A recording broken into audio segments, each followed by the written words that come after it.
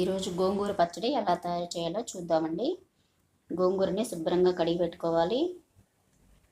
పచ్చిమిర్చిని తీసుకోవాలి. పచ్చిమిర్చి కూడా శుభ్రంగా కడిగి పెట్టుకోవాలి. ఇప్పుడు పచ్చిమిర్చిని వేరే బౌల్లో ఇలా వేరే బౌల్లోకి వేసుకోవాలి. గోంగూరను కూడా ఇలా వేసేసుకోవాలి అందులోనే.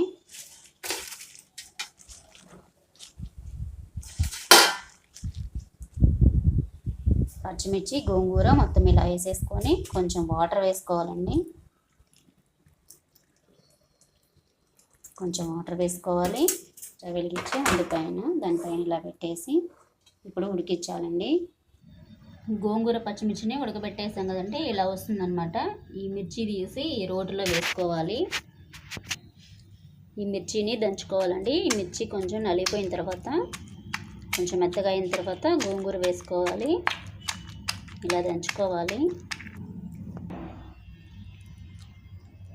ఇలా దంచేసుకోవాలండి.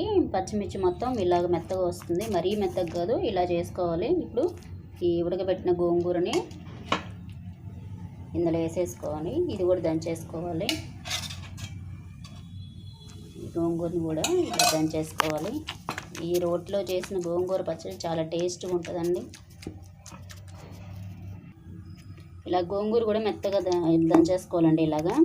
ఇలా దంచేసిన తర్వాత ఇప్పుడు ఆనియన్ ఉంది, ఆనియన్ కట్ చేసి పెట్టాను, వేసేసుకోవాలి. ఆనియన్ మీకు ఇంకొకటి కూడా వేసుకోవచ్చు అండి. ఆనియన్ టేస్ట్ బాగుంటుంది.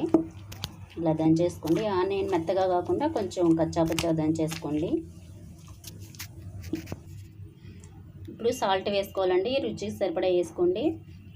అంటే ఇప్పుడు గోంగూర పుల్లగా ఉంటుంది కదండి, సాల్ట్ కూడా కొంచెం పడుతుంది, ఎక్కువగానే చూసి వేసుకోండి.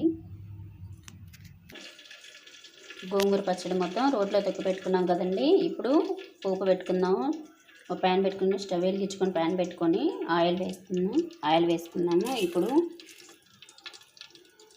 మినపగుళ్ళు అండి, ఇవి తింటున్నప్పుడు పంటికి తగులుతూ టేస్ట్ బాగుంటుంది.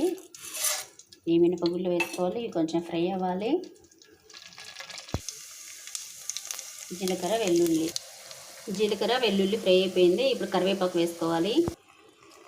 పోపు ఫ్రై అయిపోయిన తర్వాత ఈ గోంగూర వేసేసి మొత్తం ఇలా కలిపేసుకోవాలండి.